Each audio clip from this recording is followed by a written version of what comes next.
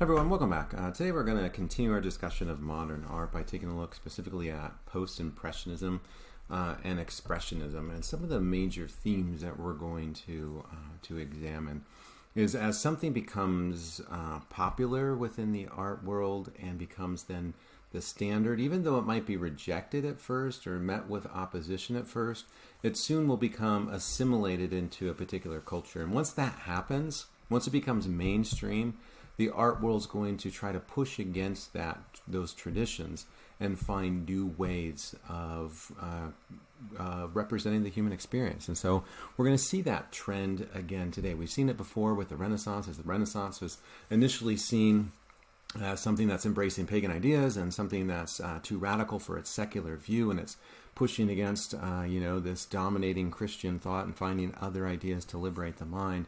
Once that then Renaissance becomes the standard, then you have Baroque era that's going to push against that, and then you have Rococo that pushes against the Baroque era, and then you have Neoclassicism, and then Romanticism, and Impressionism was mainly.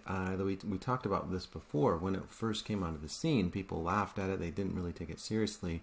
But soon it becomes ingrained within the society, and then we're going to see how post-impressionists are going to push against this norm. And the cityscape that you see here obviously is Paris. That Paris is still going to be the center of this modernist movement. Some of the ideas that we've talked about that I want us to continue to think about are those of Tolstoy, as he's suggesting what modern art should be. It should be more of a communication of ideas. It should be more intellectually, in a sense, motivated than just artistically driven and shackled by representational reality, and trying to remove the boundaries between the art and the artist to find new ways of conveying this modern changing world. Taking a look at just the definition of post-impressionism, it was a term coined by art critic Roger Fry in 1910 to define a rebellion against Impressionism during the 1880s and 1890s. And so the actual term didn't come about until about 20 or 30 years after the movement started. And that's pretty typical within the humanities in these eras, right? Generally, things are just happening, and then later, as we look back at them in retrospect, we start to say, okay, what are some commonalities that we notice? And then we come up with labels and find ways to unite them in some kind of unified vision. And that's the same with post-impressionism. Artists were just creating these ideas, and then later we look back and we say, okay, well, that must be post-impressionism. That's the label that was given to them. The term focuses on the works of Cezanne, Seurat, Van Gogh, and Gauguin. Each artist has roots in Impressionism, but then expanded beyond its artistic principles. Each felt limited by Impressionism's strict adherence to visual reality, and they seek new methods of artistic expression. And so what we're going to see within post-impressionism is some elements of impressionism, but then they're seeking to expand those, feeling too stifled by this. Let's take a look at Paul Cézanne. And Cézanne's works that we're going to take a look at here, probably he's not one of the more famous post-impressionists. I think generally people turn to Van Gogh. But what I want to argue to you is that Paul Cézanne is really going to be one of the major artists that's going to transform the art world. He's going to be a revolutionary, even though his works don't really look revolutionary. Artists like Picasso are going to turn to Cézanne and his works and what he's doing. And so I wanted to spend a little bit of time with him. In 1861, he abandoned his law studies and wishing to become a painter, he moved to Paris. And so again, that's another theme that we see with these avant-garde artists, is that they're coming from the business world, or they're coming from the law world, and they just feel as though this modern world is, stifling, or there's some kind of artistic expression within them that they need to voice what's happening, what their experiences are. Initially, he was formally trained and studied with realist painters like Mallet, and we studied realism before. He then became influenced by Impressionism, depicting everyday objects, and adopted a more broken brushstroke and lighter colors. However, we're going to mainly focus on his post-Impressionist works rather than his realist or his Impressionist period. He participated in the first and third Impressionist exhibits. He was temperamental, shy, and introspective. He was abrasive, and his abrasiveness and shyness made it hard for him to keep friends. His brushstrokes, and this is kind of what I want you to think about in terms of his style, His brushstrokes use an impasto technique, thick paint. He uses a few simple colors and shapes. There's little shading to create a sense of timelessness, and he radically questions linear depth, and we're going to take a look at that. This is his Mont Sainte-Victoire, which is just a mountain off in the distance in France. And so the content really isn't all that necessarily profound. This isn't necessarily of the modern world, or someone being exploited by capitalism or something like that. It's just a nature scene, like a landscape that we see. He produced many variants of Mont Sainte-Victoire. He was kind of fascinated with this particular landscape that we see here. But the most detailed, most precise ones are done between about 1884 to 1888. So this is kind of the more famous one. What we see within this, which is important to Cézanne's works, are clear geometric forms, right? So what we see here are just kind of cylinders. We see triangles, and that's pretty much it. Sometimes we'll see a square here and there that kind of pops up, but he's really focusing on simple shapes like circles, squares, cylinders, triangles, trying to reduce art to its basic elements, also using very simple colors. And so what we see here, very small color palette. We see some green, we see some yellow, we see a little bit of brown and a little bit of gray and a little bit of blue, right?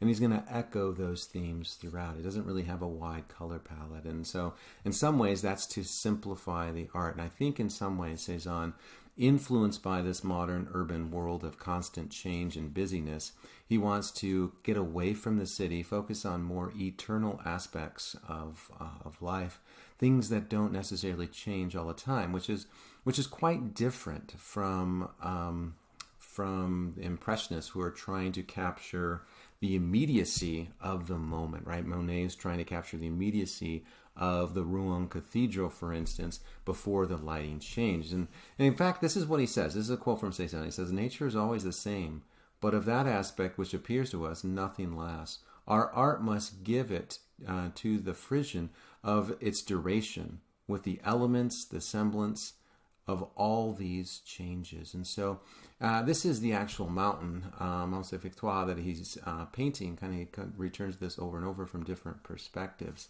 But he's fascinated by this idea of the eternal aspects, right? That tree that dominates the foreground and that mountain that dominates the background aren't really going to change that much from day to day, year to year, or even decade to decade, right? They're going to be pretty much the same. And so he's more focusing on what are the constants in this constantly changing topsy-turvy world that he's living in. And we can kind of apply some of these ideas to 2020. What are some constants that we can kind of turn to as a focal point that we can gain some kind of strength or direction from? Another particular idea, element that I want to focus on within his art that makes it radical, right? The limited use of colors makes the canvas seem more two-dimensional rather than three-dimensional, right? For the last several hundred years, we have the focus of art was try to make a two-dimensional painting, right, seem as though it's three-dimensional. And this really starts with the Renaissance and Brunelleschi's design. But what he seeks to do is he seeks to flatten the canvas. And so as he echoes these browns, these grays, and these blues in the mountain, what that does is it seems as though it brings the mountain upon the tree. Or as he echoes the village below with the colors of the village below in the colors of the pine needles, it seems to flatten the surface. And so we don't necessarily know how far this mountain is. It could be 100 miles, it could be 30 miles, it could be 5 miles. We don't necessarily know. And the point for him is to try to move away from that Renaissance space, similar to what we've seen with the influence of Japanism on Impressionist art. He's seeking to further that with his art. And so as you think about, Mont Sainte-Victoire with Impression Sunrise, I want you to think about what are the similarities, what are the differences, right? The brushstrokes are very similar. The colors in Monet and Cézanne are going to be both of them are going to be somewhat limited. I think that Monet finds a different aspect, a different element of colors. He's using atmospheric colors. He's using colors to represent warmth and light, and he's representing the time of day, right, to give it you a certain sense of context and place within the season, within the time of day. Whereas Cezanne doesn't necessarily give us that same kind of feeling with the colors that he's using. The shading here is ambiguous. It's unclear. We don't necessarily know what time of day it is, or maybe even what season it is. It could be the spring. It could be the summer. I don't know. It even could be the early fall. But for the point for him is not necessarily to capture the immediacy, like impression sunrise, a particular moment during the day, but rather the capturing the timeless elements between them. And so very different ideas, although they're similar, right? We see similar roots, similar techniques and approaches that Cezanne. We could definitely see that he was influenced by Impressionism and spent his time doing some Impressionist works. He's actually trying to move away from their values. I want to take a look at this particular work. This is, I shouldn't say this, but one of my favorite works of art because of its radical nature. And as you first take a look at it, you're probably thinking, it doesn't look that radical. It's just a still life. And we see a lot of still lifes. There's a lot of still lifes within Western art. And if you go to any number of museums, you'll start to see any number of these. But I want to argue that this one in particular is extremely important because it's radical. Since the Renaissance, Western art has been dedicated to representing the world as the eye sees it in terms of perspectival space. But Cezanne realized that the world that we're living in is far more complex than just the retinal image before us. We see through multiple lenses of our lived experience. This multiplicity of viewpoints or perspectives is the dominant feature of his works, right? We experience the uncertainty of vision within this particular work, right?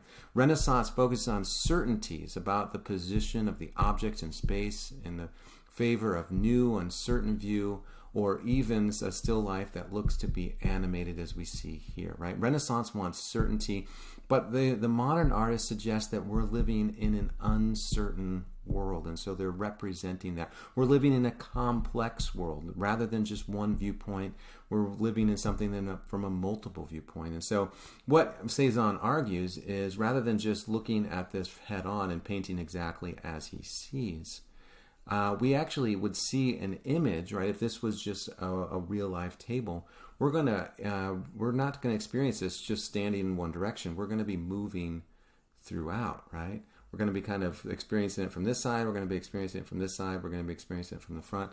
We're gonna be experiencing it from multiple perspectives. And so his argument, right, and as opposed to the Renaissance, is that truth is not just one perspective. Truth is multiple perspectives, and so he gives us that. And I wanted to show you how he does this. And as you first take a look at this, you probably don't necessarily notice it because he disguises it so well. But if you take a look at the table here, and you follow along the edge of the table to the back behind the basket of apples, the table drops, right? As you take a look at the blocks that's holding up the table, right? There's one block over here, but there's two blocks over here. Or this other, the front edge of the table, if you follow it over here, again, it drops, right? And so what he does here is rather than giving us one point perspective, he gives us multiple points of perspective, right? So he paints this side of the image from this way, and then he stops and he drops the canvas and he paints it from a different perspective. So we get it from a different angle, right? And that's going to be key. That's going to be something very influential for later artists is how can you paint multiple perspectives on a two-dimensional static canvas? And he's seeking to do that. He disguises this, technique with the tablecloth here and also the bottle, so we don't necessarily notice it. But as we kind of take a look a little bit deeper, we're definitely looking at the basket of apples from a lower perspective than we are from this plate. It seems as though we're up looking down on the plate a little bit higher, right? So it gives us that multiple perspective. And then he's also kind of pushing away from reality. As you take a look at the bread that's stacked here on the plate, right, 2 by 2, you'll notice that this back side here is missing a bread. And so in reality, right, these two breadsticks at the top would fall. For him, reality, right, the representing reality within art or trying to represent reality within art is an illusion. It's something that we can't necessarily attain, right? Because a painting is not reality. So trying to paint reality within your canvas is already a lie. So let's try to find different ways, different approaches, or at least get us closer to truth. The truth is that we see from multiple perspectives. The truth is that the work of art is a work of art, and so trying to disguise it as anything but, it's going to be a lie, right? And so he's kind of building on the principles of Impressionism, which is trying to move a little bit away from visual reality as they give us that sense of fuzziness. But he's also doing it a bit. But Impressionists are seeking to actually capture literally how the eye sees in a quick way, right? But what he's trying to do is move away from that to see something. If there's another kind of truth that art can reveal to us, and so this is me and my son next to it at the Art Institute in Chicago a couple years ago, and this is one of the few times that he was actually smiling in an art museum. Taking a look at Georges Seurat. He's another post-impressionist.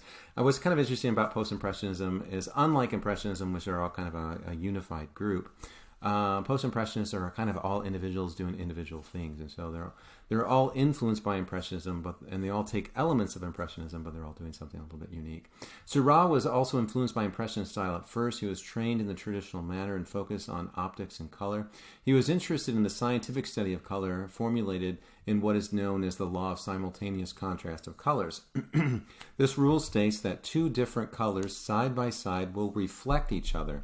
Blue and yellow will form in the eye as purple, for instance.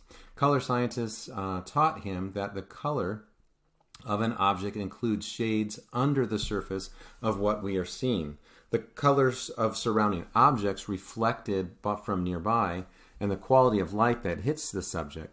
Our eyes also generate complements or opposites of bright colors that we see.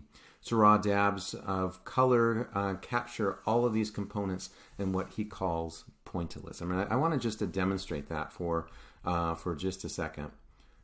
If you take a look at this particular cube, right, it looks kind of like a Rubik's Cube, but it's really an optical illusion. If I was to ask you what color, for instance, this color was, and sorry, I've lost my mouse. There we go.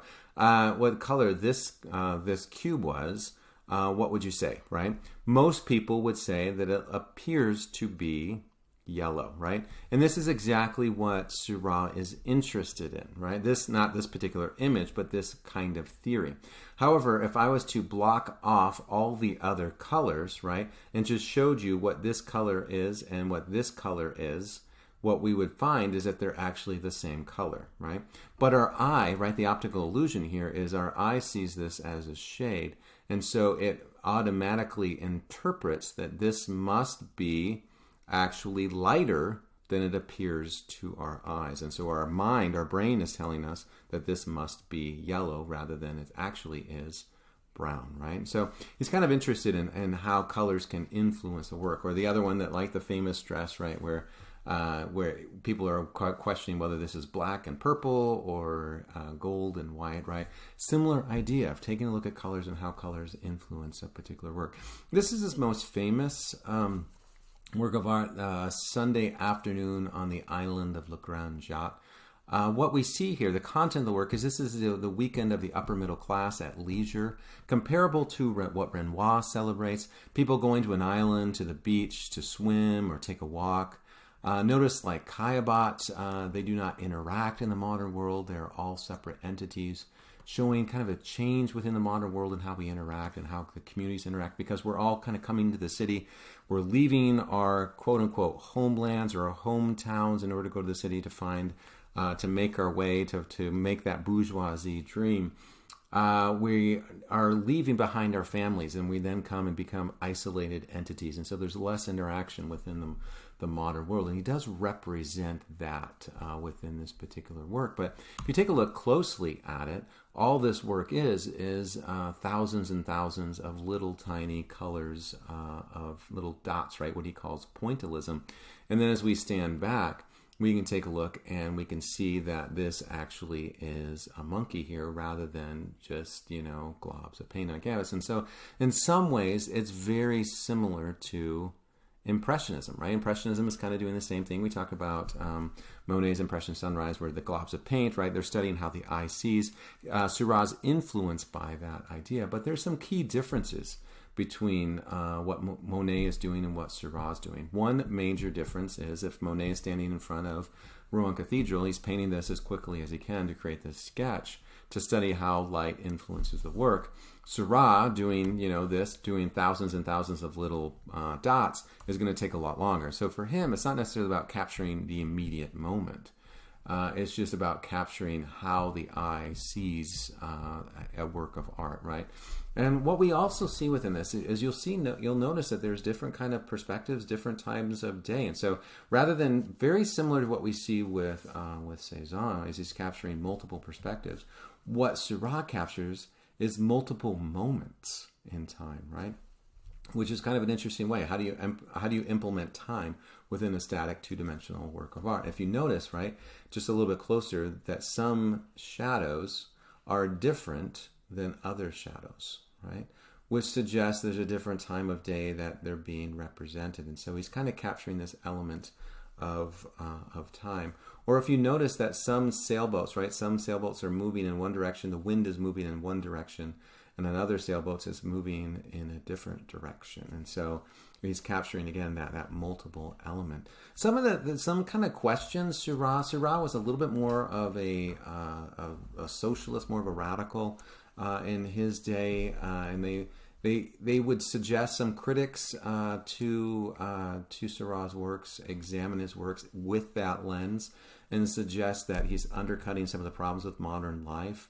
This is the leisure class, the people who can have Sundays off to enjoy and relax, the people that aren't working 15 to 20 hour days, 6 to 7 days a week, right?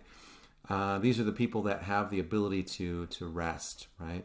Other people that are kind of swept under the rug here cannot afford to have this luxury. And so kind of an interesting representation of that element, right? The kind of the darker tones, even though he's kind of celebrating in a similar way to Renoir, celebrating the leisure class in this new changing society. In another way, he's suggesting that really only the truly wealthy people can afford to have pet monkeys to kind of show off and to demonstrate their wealth to others. Because in this new society, you are defined by, or you're valued by, how much wealth you have, and it's really a superficial society. If any of you have seen Ferris Bueller's Day Off, this is kind of a popular one within popular culture, made famous by Cameron as he becomes enamored with it by standing in front of this little girl here. He kind of connects or identifies with her in some way, and so this was a major, I don't know if it's a major part, but it's a part of Ferris Bueller's Day Off. If you haven't seen it, I highly recommend it. They go through the Art Institute in Chicago, and they'll show you many of these works that we're going to take a look at today. Let's take a look at Van Gogh, or although I also pronounce Van Gogh. He was a Dutch painter, and his life and works are legendary in the history of 19th century art. Van Gogh had studied to be a minister, but in 1880 he turned to art and became a self-taught master. To him, art was a spiritual experience to transcend the physical world and reach for the divine. He later moved to Paris, where he discovered Impressionism. The focus of his works is to emotionally connect the artist and the viewer by removing emotional barriers. Again, trying to redefine, reshape the artist and our connection, the viewer's connection with the artist. He believed that imagination is better than sight because the real world is always changing. And so, again, all of these artists in some ways are trying to capture elements of truth, right? The Renaissance had their version of truth.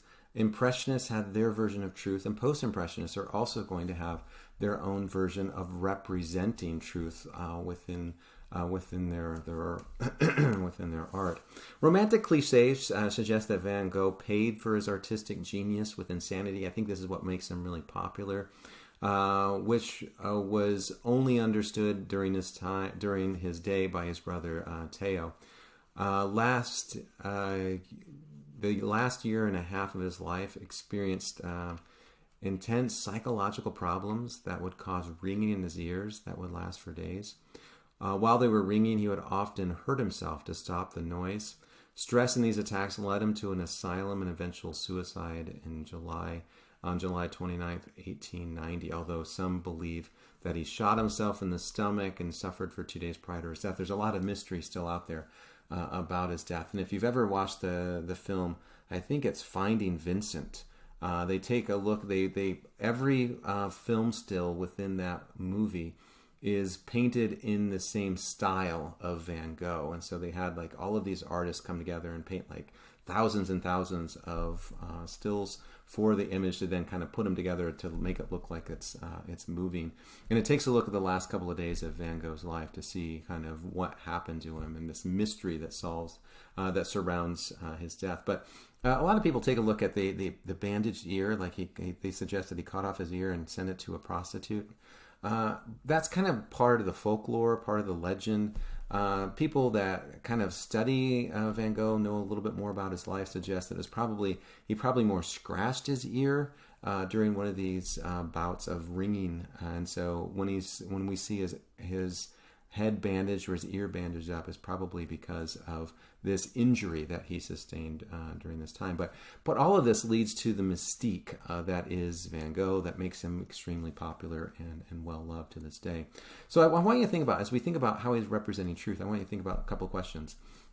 As we take a look at these, two images of Amanda Bynes or Jennifer Lawrence, what do these images below capture, right? So what is it that they're capturing about this person? And again, the question to think about, right, the deeper question, the humanities type question is, what do these images leave out, right? And so as we take a look at any image, all we're going to see is that kind of moment. But we're not necessarily going to see exactly who Jennifer Lawrence is within this one particular photo, or who Amanda Bynes is within this particular photo, right?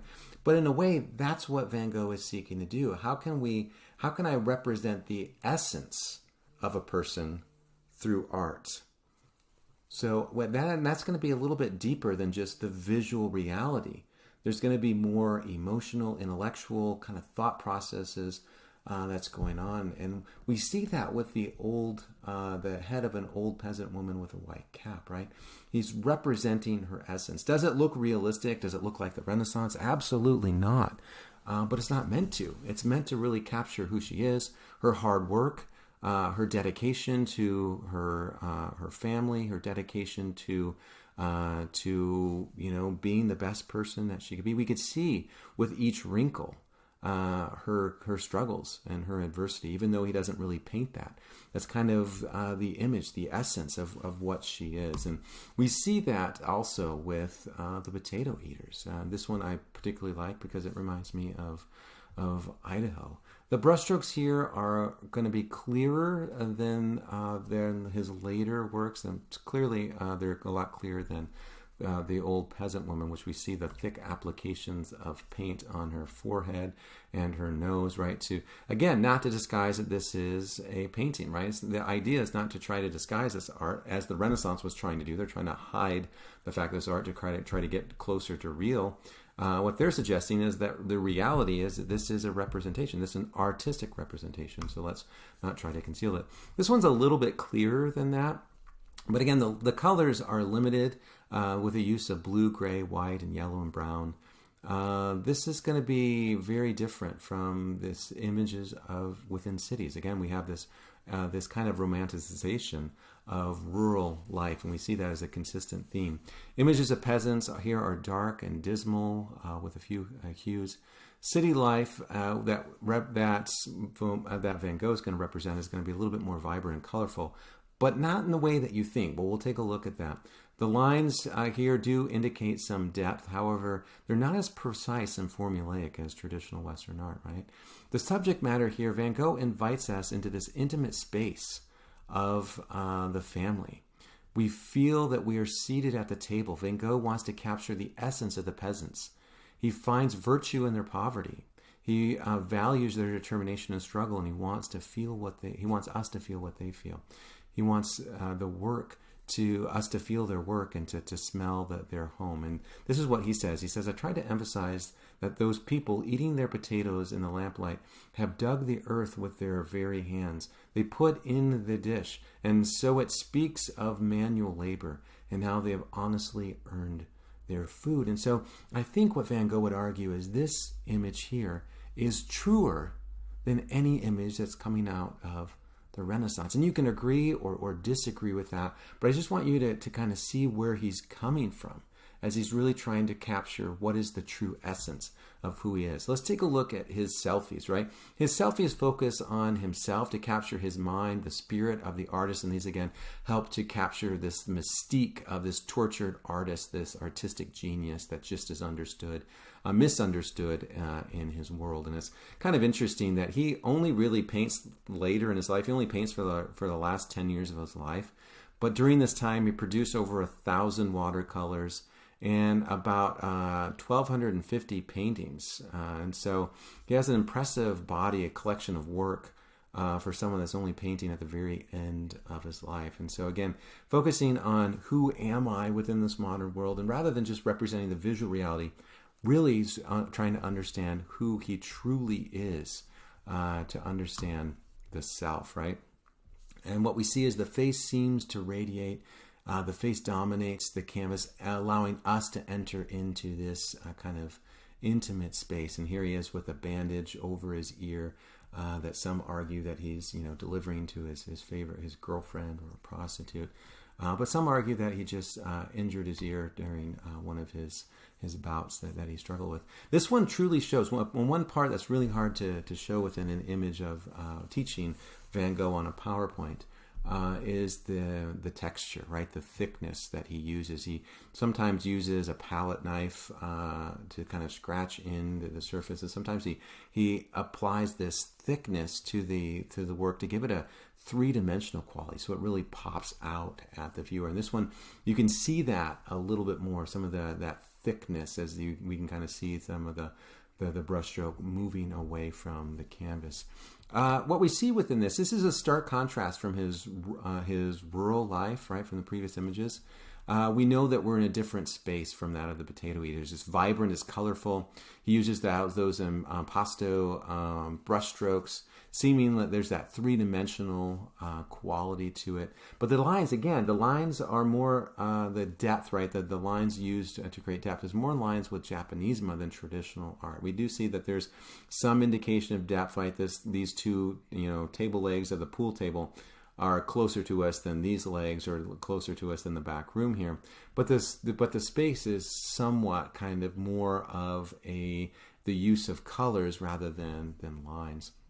The colors here are conflicting. The bright red conflicts with the overpowering yellow to provide an uneasy feeling. The muted greens and browns are impotent to the ghastly and intense colors of yellow and reds. Van Gogh still uses shading around the pool table that we kind of get a sense. But this is only a semblance of reality. Capturing the real world was not the focus. It's to capture the essence of something. And here's what he says about this particular work. He says, I try to express the idea that the cafe is a place where one can ruin oneself, go mad, or commit a crime. So I've tried to express, as it were, the powers of the darkness in the low public houses by the soft Louis XV green and malachite, contrasting with yellow green and harsh blue greens, and all of this in an atmosphere like the devil's furnace of pale sulfur. And so he sees these elements that are happening within the modern world, the alcoholism, the prostitution, the rampant crime that's happening within this urban setting. And he suggests that that's what we need to really focus on. And some people, get a little bit, uneasy about talking about these ideas, or seeing this reflected, because they believe that Van Gogh is celebrating these ideas. And if you think that he's celebrating these ideas, I'm going to ask you to kind of look a little closer and look at his words and what he's actually saying about the modern world. And again, just to kind of contrast this, how would you contrast this with what Monet is doing, or what Cézanne is doing within his works? Just to kind of finish off, let's take a look at a couple quick ones from Van Gogh. He says in his picture of the night cafe. He says about this particular work that he's trying to capture the essence of the night. And so what we see here is this kind of brightness. And this, what we see is this transition to electricity, how electricity adds to this growing nightlife of the urban area. And it's kind of interesting that Van Gogh actually argued that he sees more colors at night than he does during the day. And I don't necessarily have the master's eye as far as an art is concerned. And so I don't really understand that, but I've had artists in my class who say that that's actually true, and I'm kind of fascinated by that, because it seems like, right, that the common sense would seem to tell you that night would produce less colors than more colors. But he was fascinated by this electricity. He suggests that light had this sense of radiance about it, right? This kind of energy and this kind of passion that we see. And what we see with Van Gogh, this is kind of his argument. He says, my brushstroke has no system at all. I hit the canvas with irregular touches of the brush, which I leave as they are. And what we see here with this particular work is we see the thick and intense brushstrokes that give the impression of what we see. Instead of concealing the artist's hand, he celebrates it, because he has artistic insights and access to truth that others may not see. And he can help us to become aware of these truths. The brushstrokes feel random and make it expressive to convey a chaotic and conflicted, yet the surpassing beauty of the night, right? The conflicted but yet beauty of the night. In this image, Van Gogh wants to impress upon the viewer the order and safety of a small village below, despite the short, ordered, horizontal strokes. This scene is painted from the artist's memory and is reminiscent of his hometown. It's not an accurate actual depiction of his hometown. It's just coming from his inner mind, which is where truths kind of are, right? Because reality, the outside reality, is really not reality. It's what we're experiencing within reality. And so he's representing that idea. To postmodernism, truth is not about capturing exterior reality. Truth lies within the inner nature of the mind. And so we see that within his works. Just take a look at one more post-impressionist before we move on with other artists. Take a look at Gauguin. Gauguin's father was a writer for a radical journal in New Orleans, and his mother was a militant socialist. And so he came from these kind of very radical political roots. The family went on a trip to Peru that influenced him throughout his life. He constantly sought to escape from Europe to travel to exotic locations. His parents died when he was young, and he was raised by an art collector, which kind of helps to kind of direct him towards the arts. After losing his job in 1882, when the stock market crashed, Gauguin turned to painting. He was in search for a spiritual meaning, and this drove his obsession with primitivism. Both Van Gogh and Gauguin felt that the future of art was in the tropics. He left for Tahiti in 1895, and his images from the island become legendary with their exotic elements. However, he had little money and was frequently hospitalized for his physical condition of syphilis. In 1902, at the point of death, Gauguin desired to return to Europe. However, a friend tried to dissuade him, believing that this would ruin his reputation that he's creating for himself. He says, "You're a legend, a great and definitive artist lost in the world, living far away in the remotest Oceania, an artist who sends these magnificent and disconcerting paintings back to the world at large." And so he says, don't come back. You have too big of an image, and if you come back here, you're only going to ruin the reputation that you have. And so what we see within his works is the complete rejection of this modern world, suggesting that the modern world, this urban world that we've been discussing, is lost.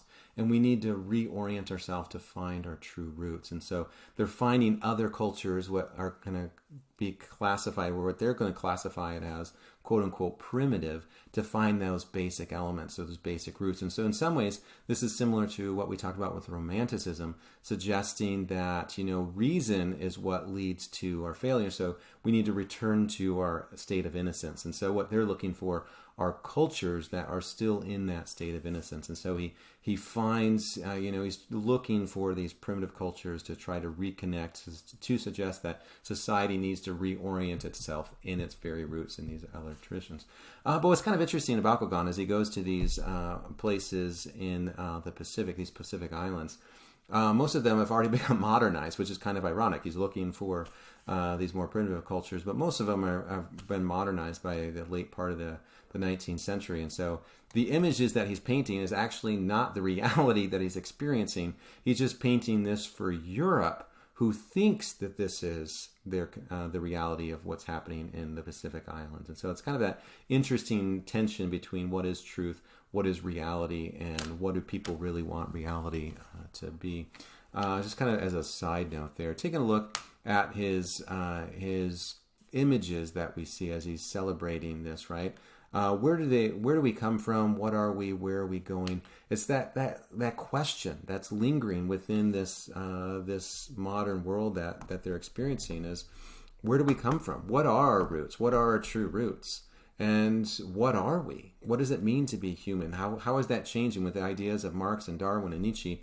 What does that mean? And again, that kind of Nietzschean question, where are we going now? What's the direction of humanity within this modern world? And he's kind of applying these kind of questions, these modernist questions, to this, what he would consider a primitive culture, to suggest maybe the direction of our future is actually in our past. Taking a look at Tahitian women on the beach, what we see here is that there's a feeling of flatness as the lines do not push to the central axis of the work, right? So we don't necessarily, the shore here doesn't necessarily seem that much further to us than the women in the foreground. And so again, he's flattening the work of art. But notice how the women consume 3/4 of the work. This is a study of exotic women. So we are getting up close and personal to enter into their particular space. Gauguin pushes for a release from the corruptions and impurities of modern life and seeks to live in a simpler, what he would consider quote-unquote uncivilized life, similar to the story of Adam and Eve, right? That idea of going back to before the fall. Let's take a look at symbolism, and then we'll leave off with Expressionism. Symbolism is an international literary and art movement of the late 19th century that was strongly influenced by the artistic values of Gauguin and the literary themes of Charles Baudelaire. Symbolists examine irrational forms of the human experiences with emphasis on emotion, imagination, and spirituality. They wanted to find deeper realities that are generally hidden from daily life. Again, going within the mind rather than the exterior world. They renounced the rationalism and materialism that dominated the 19th century European culture, right? This movement towards capitalism, materialism, urbanization. Rather than representing the world, they focused on capturing artistic imagination and emotion. Hence, their works have ambiguous forms and mysterious meanings. Interestingly, Sigmund Freud wrote Interpretation of Dreams in 1899, which explored the hidden urges and desires within the human psyche during the height of symbolist movement. So it's kind of we have the sciences kind of looking at these ideas, and we have the arts also looking at these ideas. Let's take a look at Edvard Munch, who's a Norwegian painter that wanted to capture human expressions that are not readily apparent to the physical eye. He was plagued with depression and became fascinated with inner trauma. His works reflect immense emotional suffering in a world that appears to be indifferent. He uses exaggerated brushstrokes with swirling and chaotic lines. He often uses vibrant, conflicting colors to emphasize tension. His forms are expressive and unrealistic. His works include 1,008 paintings, 4,443 drawings, and 15,391 prints. And so quite a lot of work that we have from Munch. Now let's take a look, and it's not pronounced Munch. Just make sure that this is coming from Norway, and so it's pronounced Munch. Let's take a look at Scream. So you guys are all familiar with this particular work, but I wanted to place it within the context of this particular work. The content, the figure here that we see at the center of the canvas is overwhelmed by the modern urban world and the inner anxieties that he faces. And what Munch argues within this particular work is that you're never so alone as when you're in a crowd of strangers. So I want you to think about next time you're kind of in a crowd of strangers, I want you to think about this particular work. Because that's when you truly feel alone. And so he suggests that as people are moving to the urban cities and they're leaving their families behind looking for work, they feel alienated, they feel estranged, they feel alone as they enter in these busy worlds. And so the scream that's being represented here is not an actual physical exterior scream. This is the interior mind, the interior anxiety that he's facing as he's confronting all of these modern problems that the modern world is bringing. What we see here, again, is not necessarily a focus on realistic forms. This is unrealistic image to give this sense of a conflicted feelings that this person is feeling here. So the wavy face or the wavy body is not necessarily meant to represent visual reality. It's meant to represent inner anxiety. And the colors that he uses here, the blues and the blacks of the river that's underneath the bridge, and the vibrant reds and orange conflict with one another, producing that uneasy feeling, along with the wavy kind of lines that produce this disoriented and chaotic state. Taking a look at Rodin, who's also a symbolist, he's the only modern sculptor to be regarded in his lifetime to be on par with Michelangelo. Like Michelangelo, he made images that were of wide appeal. While his works are very realistic in terms of their form, they are intensely psychological and emotional, and he tends to explore the powerful feelings of horror, grief, and sensuality. His main work that he does is The Thinker, right, which is focusing on the modern thinker. This is a representation of the modern man or modern human beings and what we're seeking to do. And the question that we generally have within this is, what is he thinking about? He was strongly influenced by Michelangelo, and particularly Michelangelo's Last Judgment. And as he's studying this particular work, you can kind of notice, as you kind of take a look at the images, that there's an image that does tend to stand out that has the same kind of look, the same kind of feel that Rodin's Thinker is. And as we take a look at we've studied the Last Judgment before, what's happening at the very bottom is all these sinners are being pulled down to hell because of their wicked ways. And so as we see this individual being pulled down, we can only imagine what he is thinking as he's being grabbed by these demons. And so we see a similar type of posture, similar type of face as he's thinking, right? And so this is the modern humanity. And in a similar way that we can see it, what I'd like you to think about is Nietzsche's assertion in the Gay Science, where he says, where were we when we unchained this earth from the sun, right? Where are we going now? Whither are we going, right? And he suggests that when we start to lose our spirituality, we lose our roots, we lose our direction. And so the question, right, of the thinker is, where is humanity going? And what have we done to get to where we are today? And so this is a deep psychological, kind of deep emotional kind of introspection that he's thinking about. Let's take a look at expression. This is where we're going to leave off as we journey through the modern art. And this is an art movement that began in German cities of Dresden and Munich. The movement began around 1910 and lasted roughly about until the 1920s. The New Artists Association of Munich wanted to demonstrate the representativeness of artistic institutions. They sought to destroy the contemporary world by looking at past medieval art or African art and linking these artistic ideals to contemporary realities. And so in a very similar way that we see with Gauguin, who's finding primitive cultures or past cultures to find ways to orient us, to root us, to find a better direction. Because what we see with all of these artists is that they're sensing that something bad is going to happen. They don't know quite what, but they sense that something bad is going to happen. And in a way, in some kind of weird sort of way, they're actually in some kind of predicting World War I, right? So they're suggesting that all of these problems are leading up to something catastrophic. And so they're trying to direct society to a better end, to try to avoid that. And so expressionists are seeking to try to find our roots in our past to kind of correct some of our current behaviors. Inspired by Marx and Nietzsche, the group focused on spirituality of art to find renewal of humankind. Spirituality should be individual, whereby each of us examine the forces within ourselves. And so trying to find that deep introspection as they're inspecting themselves, they're trying to invite us to inspect where we're at, to kind of think about our conflicted selves, and so that they can improve society as a whole. Franz Marc studied philosophy and theology before turning to art. He was heavily influenced by Van Gogh. Like previous artists, we've been studying his works reject realisms and Impressionism adherence to visual reality.